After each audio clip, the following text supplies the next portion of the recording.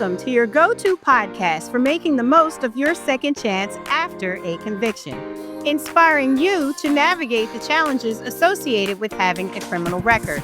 I'm your host, Dionne, and this is Uncensored Inspiration. Community, welcome back to Uncensored Inspiration, where you can speak freely and think boldly. Remember, this is your go-to podcast for making the most of your second chance. Again, super excited about my next guest. She is a Norristown native. She is a community advocate and also works on the side of the defendant. She is in your corner. Welcome, community, Taria Mayo, who wants to be referred to as T. How you doing today, T? I'm okay. How are you? I am well. Thank you for joining us. Thank you for having me. You are welcome. Tell us a little bit about what it feels like to be the support system for a person who is going through the court system. What do you do and how can we help people? So I am formerly, no longer, but I'm still part of a hub called Montgomery County Participatory Defense. Okay.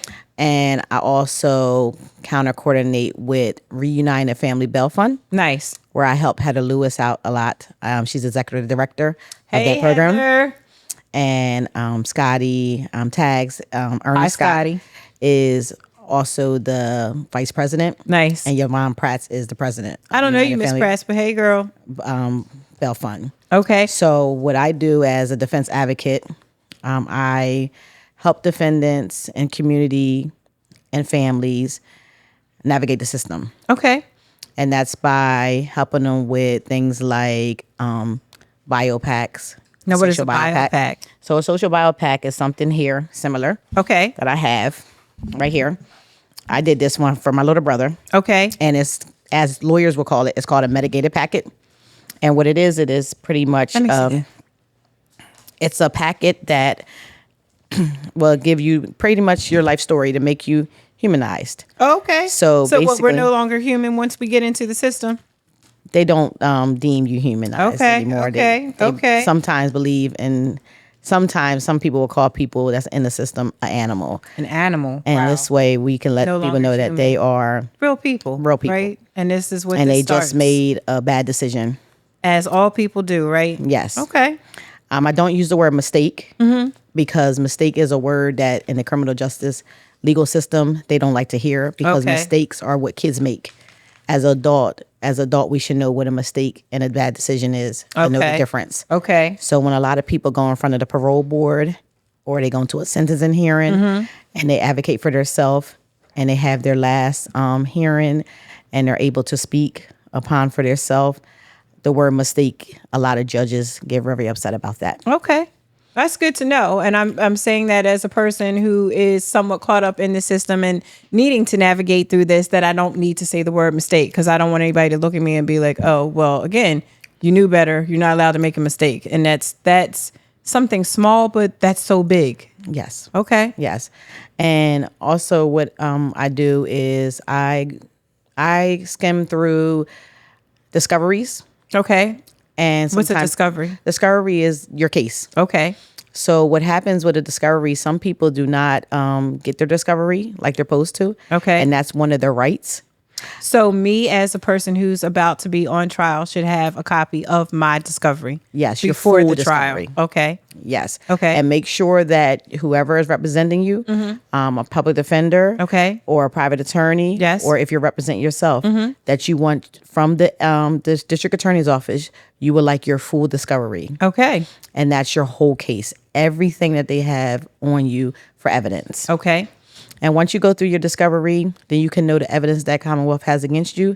Sometimes they come in the end with some discovery that you might not get. Okay. But your lawyer is supposed to know everything that the other side has. Okay. And now once we have this discovery, what are we doing with it? You're going to skim through it. Okay.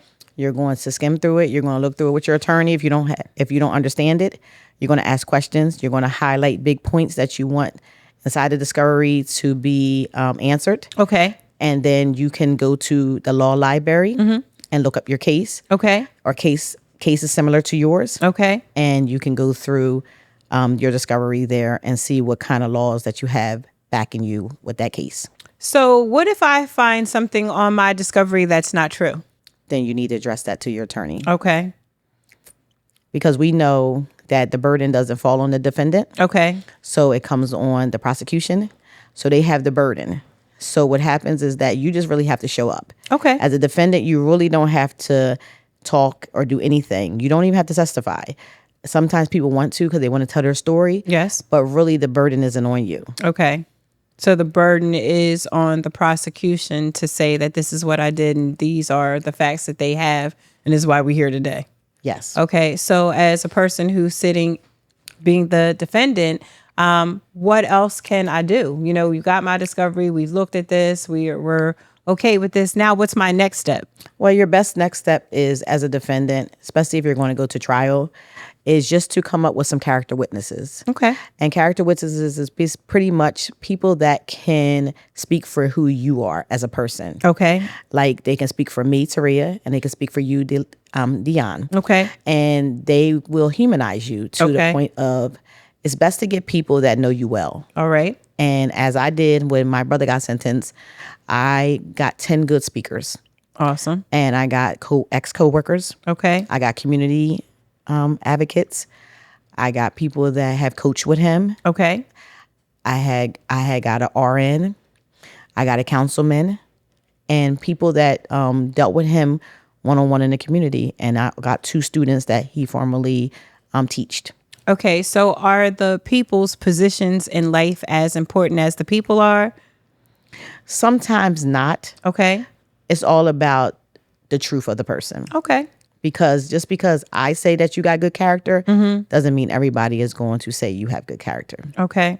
So again, a person is getting prepared for trial. They've come out to the United Family Bail Fund. What other assistance do you offer? So the United Family Bail Fund is an organization that helps incarcerated people that have bail under $5,000. Okay. So $5,000 and under, you can be put a referral in. Okay. Through Bail Fund, Montgomery County, bailfund.org. Okay. And when you go onto there, you're going to see different options, and you can push on bail support. Okay. And when you push on bail support, you put it would guide you. So basically, you put the name of the person needing the support. All right. And then as the person that's referring the person, you put your name. Okay. As a community person that is referring that person, you put the attorney's name, number, email address. You put their crime. You put how much the bail is, because sometimes people get bail 10% of that $5,000. Okay. So 10% of $5,000 is $500. Okay. So it's going to ask you how much is the original bail. How is it RR? Is it 10%? Different things like that. Now with RR bail, you don't need a bail bondsman. Now, what is ROR bail? That's when you get out on your own signature. Okay. So that's an unsecured bail. Okay. So they're saying you're not a flight risk. Yes. Maybe it was a car accident and you didn't have a driver's license, but you're in this situation, but we believe you're going to come back. So you're released on your own recognizance? Yes. All right. Perfect. Okay. Yes. And then what other options do people have? How else can you help them? Not just bailing you out. Okay. But then you have another section on there where it says court advocacy. That's what we're talking about, that support. Yes. Okay. And that's the Montgomery County Participatory Defense. Nice. Now, what does this group do? So what the hub does is that they help the community of the family members that are incarcerated or that have become defendants. Okay. And that sometimes can't come outside and get the bail. Okay. Because sometimes bail is just either you're not bailable, and that's usually with first degree murder or some other circumstances if they feel as though you're in danger to the community. Okay. And then you got people that get high bail. Okay. Where the families just can't pay it. That. Okay. So that's like $1 million bill. Okay. The other day I seen a man get $5 million bill. So I want to ask a quick question about that before we get too far away. With bail being set, do you find, and I'm only asking your perspective from your position, that bail is typically higher for African Americans to commit the same crime as non-African Americans? That's a good question that you say that. And I do feel as though that sometimes that African Americans do get the stick a little shorter. Okay. Than someone that's non. African American. So in a situation like that, and I'm just throwing out a hypothetical situation, we have two people here. It was a carjacking. The black guy's bail is $10 million. The non-black guy's bail is $5. Where's the justice in that, and how can your group or anybody help with that stigma right there? So that is a good question, because that's where I come into play at. Awesome. And that's where, as part of helping the bail fund and also Montgomery County Participatory Defense, I am the court watch coordinator. Okay. So as a court watch coordinator, I watch court from 9:30. 9:30 is a preliminary arraignments. Okay. And that's when people are at the beginning stages. That means you just got arrested. Mm-hmm. You got taken to the precinct. The precinct took you to 60 Eagleville Road. Okay. And now you're seeing an on-call judge. Okay. So we have 29 judges here in Montgomery County as the DJs. That's a lot. That's a district judge. Okay. So why so many?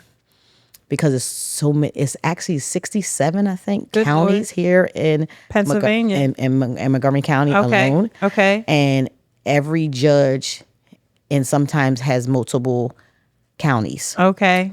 Inside of Montgomery County. Okay. Cities. So, you got some people that's in Norristown. Mm-hmm. So here in Norristown, we know we had the 3 top judges. Okay. And they're the African American judges for the district justice. Who are our top 3? And that is Denise Ash. Hey, Denise. Tom Barnes. Hi, Tom. And Hakeem Jones. Hey, Hakeem. I'd like to see all of you on my show. Short plug.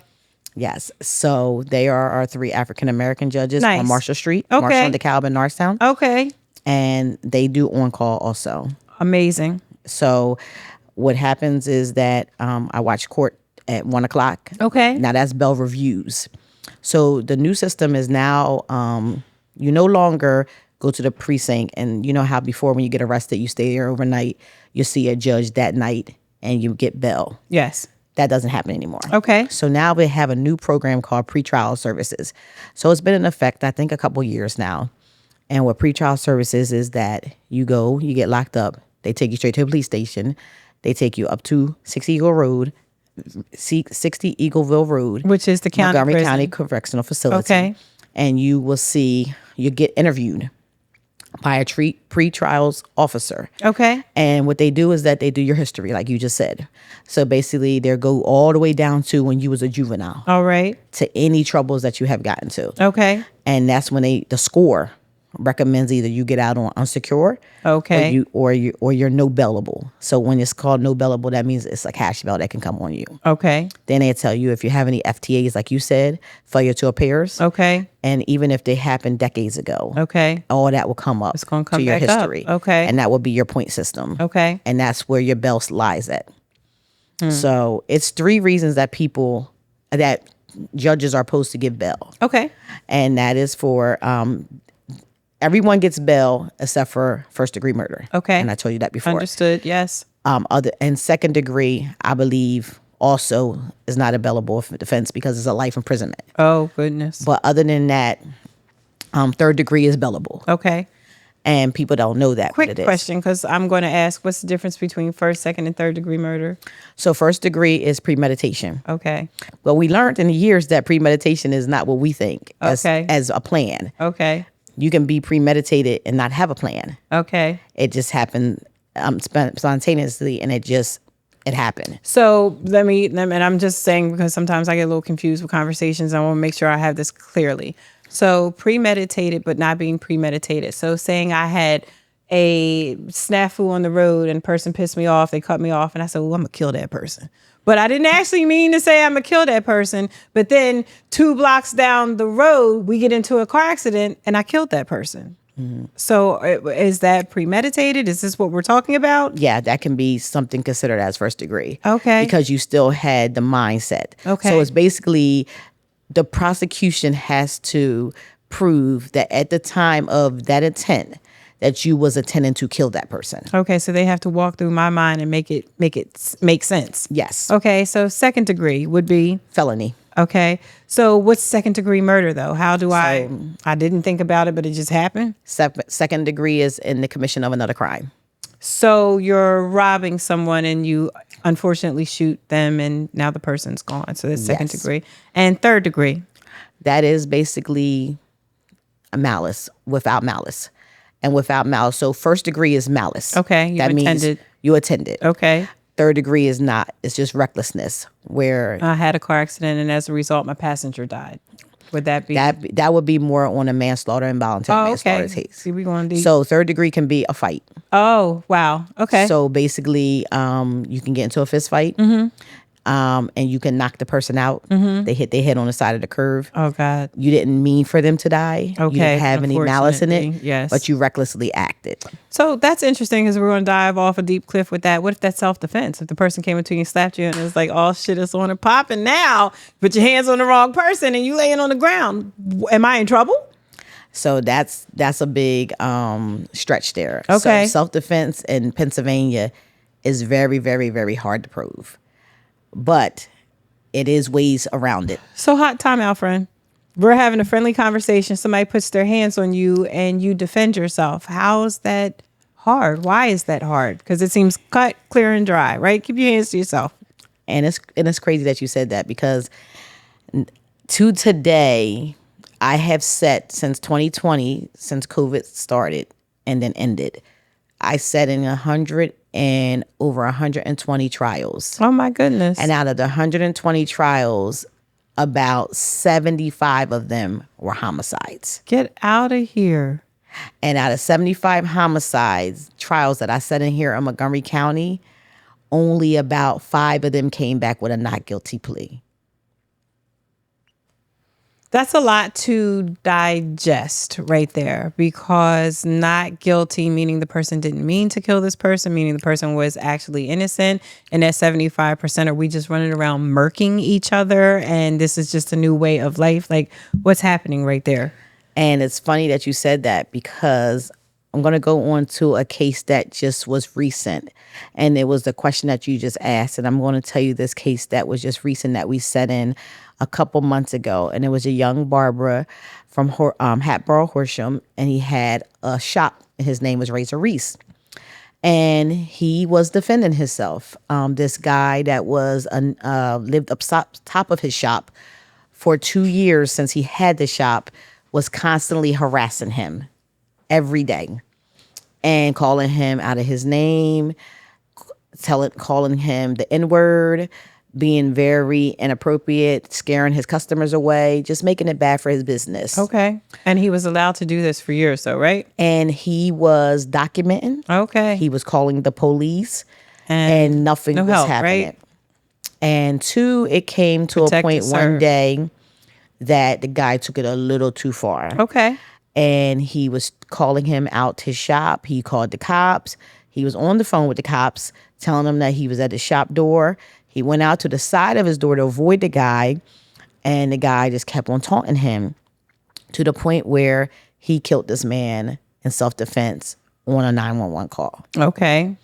He sat in jail for first-degree murder for 10 months. Okay, that's unfortunate. He had a trial about 3 months ago, and he was a ex-veteran, and he was 40-something years old, nice guy, and the jury deliberated for about 6-7 hours, and they came back and found him not guilty on all charges. Okay. And he acted in self-defense. Okay, understood. Okay.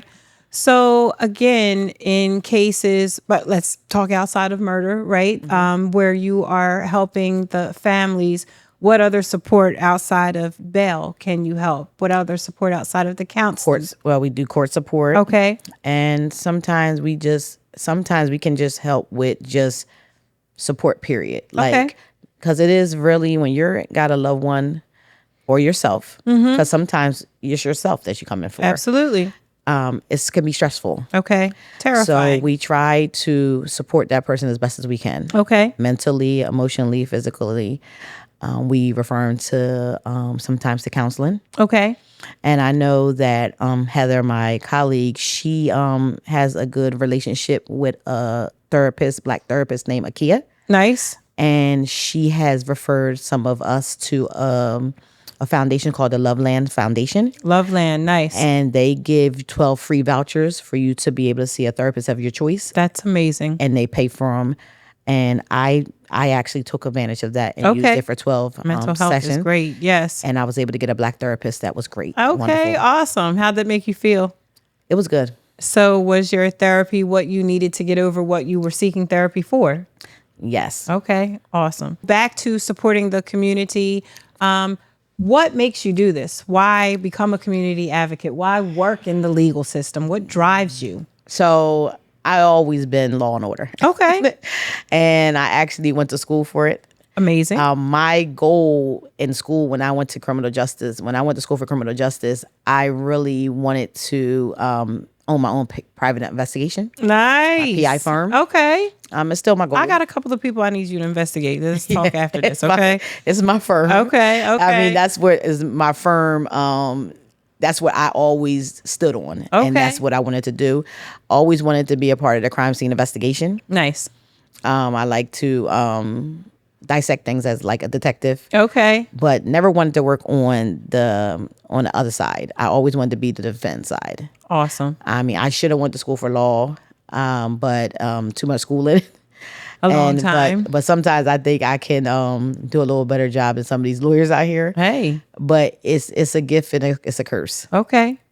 Because every client isn't teachable and everybody isn't workable. So that was powerful. You just gave me goosebumps when you said every client is not teachable, because I try to do a little research for our topics.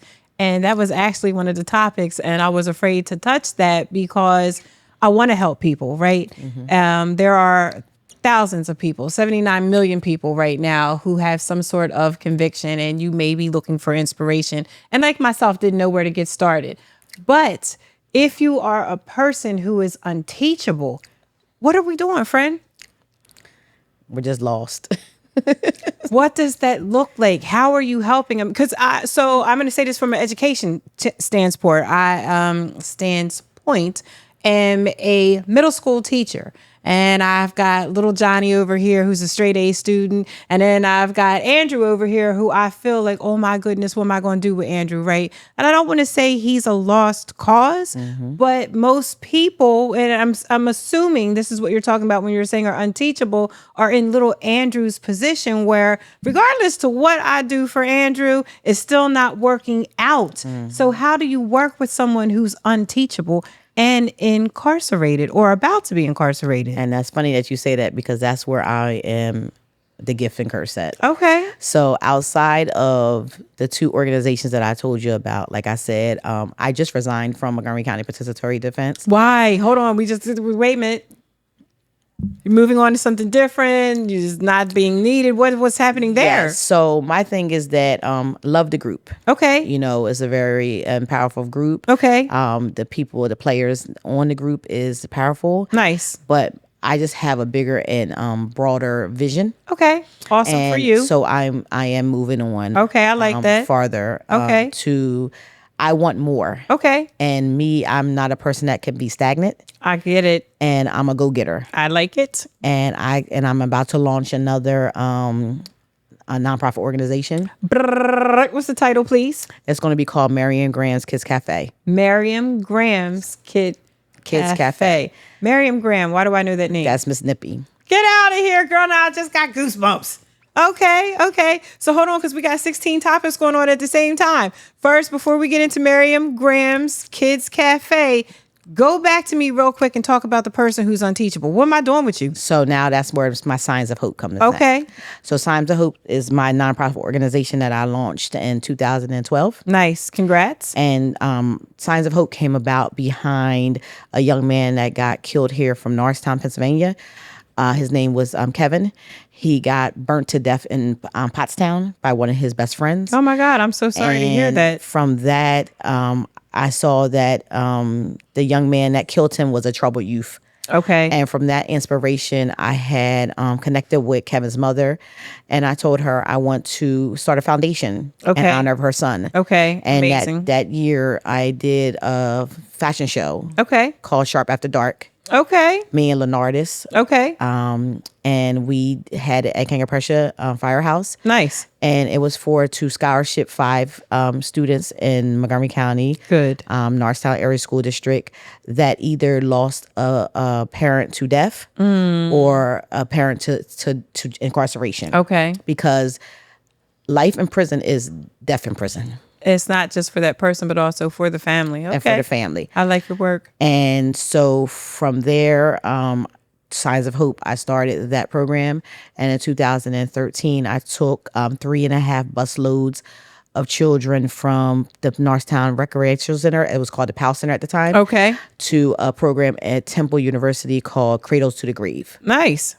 And Cradles to Grave is basically the hardship of the people in the streets that lose their life to the streets. Okay. Because at that time, around 2012 and 13 and 14 and 15, Norristown had a lot of violence. We did. We had a surge right up into the pandemic. And I was talking about that to another guest. Maybe up until about 2022, there was a large amount of gun violence in our very small town.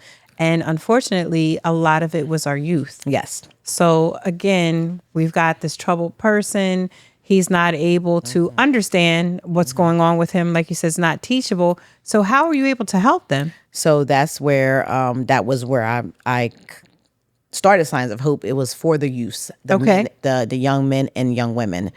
And I had ideals of a lockdown where, you have them come into a facility for 24 hours and just learn things, as they call it now, boots on the ground. Okay. But to learn everyday living skills. Okay. Be able to know life outside of crime. Okay.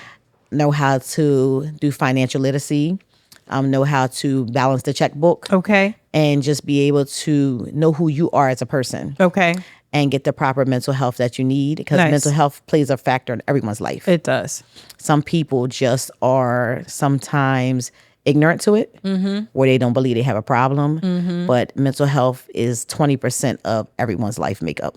I would probably say it's a little bit more. Probably a little bit more than that. Because there are things you carry transitionally that you aren't even aware that happened to you. And you're out here doing things in life because of what you were predisposed to as a youth. But girl, we're going to have you back 16 times and talk about different things. So coming back again around, just to elaborate real quick of how that ties in with Marion Graham's Kids Cafe. So over about 20 years ago, Miss Mariam, Miss Nippy, she was my mentor. Okay. And she started a program at the Carver Community Center called the Kids Cafe. Okay. And her goal then is when she had, so I was at the Carver Center at this time as a troubled teenager. Okay. And Netta Hughes was the director at the time. Shout out Netta. Shout out George Washington Community Center in Norristown, Pennsylvania.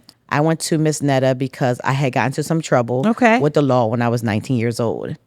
I needed 50 hours of community service because I was able to get a program called the ARD program. Okay, and what is ARD? So what the ARD program is, it's a second chance program. Basically, you never had offense as an adult, they give you a second chance. So does that give you a record when you complete the ARD program? When you complete it, you got to do, at that time, it was $1,000 fine. Ooh. It was 50 hours community service. Okay. And you had to do a check-in by phone. Nice. Every month. Okay. For 1 year. Okay. And then after that completion of everything, you will get your record expunged stuff. Okay. Where it will be sealed and not showed to any law enforcement employers or anybody else that it will hurt you. Apartment complexes. So I needed the 50 hours community service. Okay. So I went to the Carver Community Center. That's where I met Miss Nippy. Okay. She was Miss Netta's secretary at the time. Nice. As I started my community service there, they had another program there called the ACE program. Okay. So ACE program, there was Mr. I forget his name, but I know Byron Jones. Okay. Was part of the ACE program. And there was another lady that was part of the ACE program.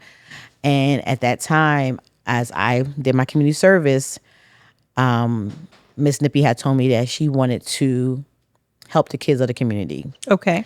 Like she was like a mother hen. Yes, she was. And she said that she wanted to feed the children every day a hot meal because sometimes kids don't have that. You're absolutely right. So she asked me, what did I think? And I told her to go for it. And then whatever she wanted to do, I would back her. Support her. Nice. So at that time, she had asked me and Byron Jones if we would help her with this mission. You're saying Byron Jones, DJ Belly? Yes. Okay, I'm sorry, because we're going to keep it straight. All right. Yep, DJ Belly. Okay. And hey, DJ. So were the co-founders of Kids Cafe. Nice. Miss Nippy was the founder, the CEO. and me and Byron was co-founders. Okay. So as co-founders, we bought a different avenue to the Kids Cafe program. Absolutely. So Miss Nippy bought the mill. Okay. Miss Nippy bought the Mother Hen. Okay. Avenue, and Miss Nippy bought the Community Love, where me and Byron bought the discussions. Okay. The activities. Okay. And like you just said, the more need to our children's everyday life. Okay. So I was the counselor at the time, and we had healing circles, round tables. Healing circle. I like that. And we'd be able to sit around, and sometimes we have almost 100 kids, and they're all, while Miss Nippy's in the kitchen cooking. Oh, so she was actually making an authentic meal. Yes. Okay, nice. We're out there having discussions, and it was like a safe space. Okay. Like basically what happens here stays here. I like it. And some of the kids would share some of their deep, darkest places that they were at. Okay. And as at the time, a 20-year-old young lady, some of these kids' problems at 9, 10, and 11, I couldn't imagine. Adult-sized problems. Okay. Yes, had a lot of, and sometimes that meal that Miss Nippy would give every Tuesday from 5:30 to 7:30 was all some of them kids had. It's unbelievable to think that in this day and age, even though I think I don't have a lot, it's amazing when you look at the person next to you who has absolutely nothing, and how people are resilient in their amount of care for other people, like Miss Nippy, who will go a step further and say, not only do I not have as much as the next person, but I'm going to share what I have with the community. So that's a remarkable skill to have. And you're not reopening it, but you're revamping. Okay. So yeah. So the problem is that 3 years ago, me and Miss Nippy had a conversation, and I've been working on this for the last 3 years. Okay. And we had a conversation because her health had took up the toll on her. Yes. And I told her, and I heard Trey say earlier, as he was doing his podcast, that you have to keep the names where the names lie at. Yes. And what's your legacy is your legacy. And I told Miss Nippy that before either I leave this earth or she leaves this earth, you're gonna fix Kids it. Cafe is going to be named after her, and that's going to be her legacy. I had goosebumps. Okay. And you'll never take away what somebody started.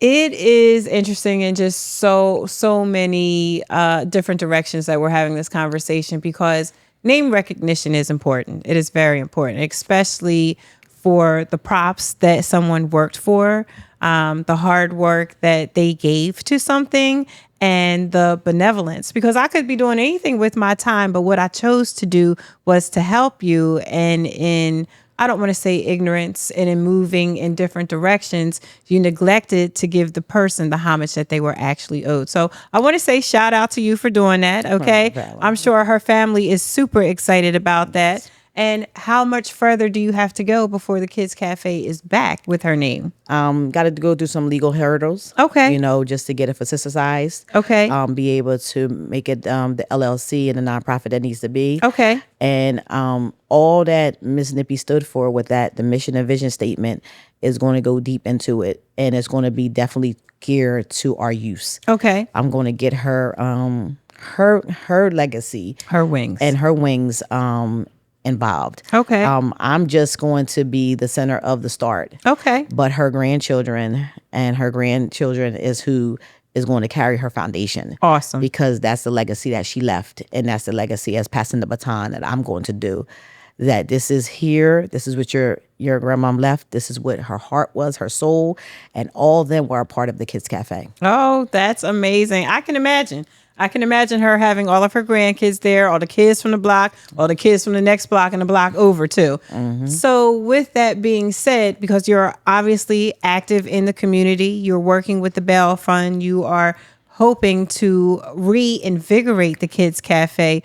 What other ways can people get in touch with you to get help? What other things are you into? So I try to do everything I can do to support anyone in the community. Which is why you're here, friend. Yeah. So your name speaks for itself. Yeah. I hear Taria Mayo. She helping somebody. Yeah. Okay. And that's just, it's just my character that always been me invested. I was raised by my grandmother, and I always had that grandmom trait. Okay. As being raised by two grandmoms. Nice. Great grandmother, I had the able to have her 96 years, and my grandmama was able to have her for 87 years. God bless. So I come from longevity and wisdom. Okay. And then my father is stronghold. Okay. At 73. Oh, nice. So my dad always taught us to be independent. I'm the oldest of 8 children. Okay. So sometimes my brothers and sisters kind of like redirect me. You're the sister, but not the mom. But I'm the oldest. Okay. Of them all. Okay. So I have to be the one that's the leader. Nice. And then as my children, I want to leave legacy behind for them also. You want to show them how important it is to not only be a part of the community, but fight for your community, because without community support for one another, we won't have a community. And that's right. Okay. And it's crazy that you say that, because the problem is now is that you just said my biggest avenue is back to boots on the ground with the war that we're having with our youth right now out here in Norristown. It's out of control. These gangs, the shooting, the murders, everything. And I got teenagers caught up in the middle of that situation. And it's unfortunate. I had a conversation with some youth who were bringing me up to speed on the gangs in Norristown. And I was really taken back. I was like, we got what? These kids are doing who? There's how many? Why? And that to me is a troubling pattern that we're not used to, because again, Norristown was a small place. We all grew up knowing each other. If you had issues with somebody, y'all squashed it. It went whatever way it went. But this new generation, our community is now no longer a small community. We are bust wide open. Yes. Everybody doesn't know everybody. No. Our values are definitely different, and what's going on in each household is different, right? So now we got all that mixed up together, and we're out here on the streets fighting each other. Taria, how can we stop that? What can we do to help our kids? What part of my new goal and advocacy goes strong is I'm going to start a juvenile division. Okay. Juvenile Justice Division hub. Nice. Where we have the kids run the hub. Okay. Like basically you tell us what you need from us. Okay. And then we'll go. That's important. As they have it here, it's called a youth panel. Okay. But that is not really active here in Montgomery County. Okay. But it's similar to a youth aid panel, but it's going to be a juvenile justice reform hub. Okay. For our young children. So right now I am partner up with a new foundation that's here in Norristown. Okay. Called SRC. Okay. And what's SRC stand for? System Reformative Change. Nice. And the founder of that is Taria Wallace. I'm not familiar with that person, but hey, Taria. Taria is a formerly incarcerated man that did 26 years for murder that he did not commit. Oh, stop. He just got resentenced. What are you getting resentenced for? You didn't do something? Well, that was the deal to come home. And that's the problem that we're having with the justice reform system, that is not always reform. Sometimes you have to bow down if you want to see the day of light. Girl, we're not going to do my goosebumps, because in that so many powerful things are happening, right?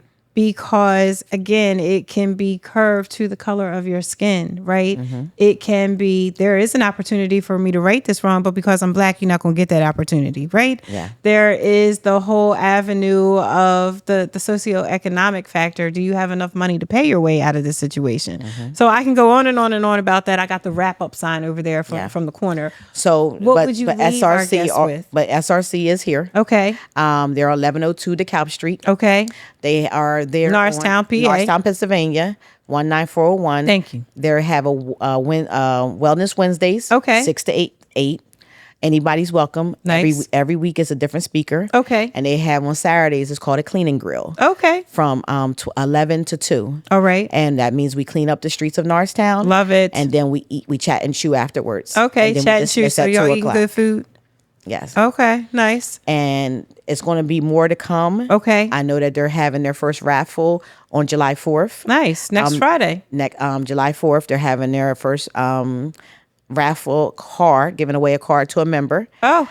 And a cookout. Nice. Where is that going to be located? 1102 DeKalb Street. Okay, Norristown, perfect. Pennsylvania, Nice. 19401. And just my final thoughts is that we as people, and I say this all the time, as we do on our podcast, Purely Speculation. Yes. Hey, y'all. That's every second and fourth Tuesday of the month. Nice. we have a what the F moment. Okay. So I'm not going to do a what the F right now, Girl, but it's you similar. Can do what the F? And it's basically, as I say all the time, the flip, that we as people, especially Black and brown, we have to do better. Okay. We have to support each other. I we have to stand firm with each other like every other culture does. And we have to stay out of the system because it's not made for us. No, it's not. It's the system designed for us. It's designed for us, and it's slavery. Us. Yes. And it's slavery intent. And I always say, and I end with this, that if you just watch the movie Get Out and you get, basically you're the highest bidder and you stand up on that stage, yes, and they bid you out. That's how they do in these courthouses and courtrooms. Goosebumps. It's unfortunate. And that's how they do. When it's time for that verdict to come back, every detective, every ADA, every head comes to sit in that courtroom, and they overtake the courtroom where even no defendant's family can even sit in. That's so unfortunate. And just wait for that verdict to come in. And when it comes guilty, their name goes onto the fourth floor, onto a plaque, and it goes on the wall. Oh, so they're getting rewarded for these guilty verdicts. Yes. Nice. But 98.9, the conviction rate is not only because of deals. Trials. It's because of deals. Okay. They say Montgomery County has the highest conviction rate also. Yes. Which is a little scary, and we'll talk about that in a whole nother time. Yes, definitely. Another time. But I thank you so much for having me. Girlfriend, thank you. I hope I touched on everything that you needed me to touch on. Absolutely gave me goosebumps. And I just wanted to get everything in as I could, just to let people know what's launching here for Norristown for our youth. And we will be having, at the end of the year, we're going to try to do a thing called Guns Down and Kids Up. And that's basically like a day of boxing, flag football, and things like that. I'm trying to something to get the youth involved. Get your hands wrapped around something else other than a weapon. I love it, Taria. Thank you so much for being a guest. Thank you for having me. We'll see you soon. So, see you folks. Soon. Ciao for now. This is another episode of Uncensored Inspiration, and I want to thank you for tuning in. Thank you for tuning in to another episode of Uncensored Inspiration. Please remember to like, share, follow, and subscribe. All the things that help us to serve the community to speak freely and think boldly. Ciao for now.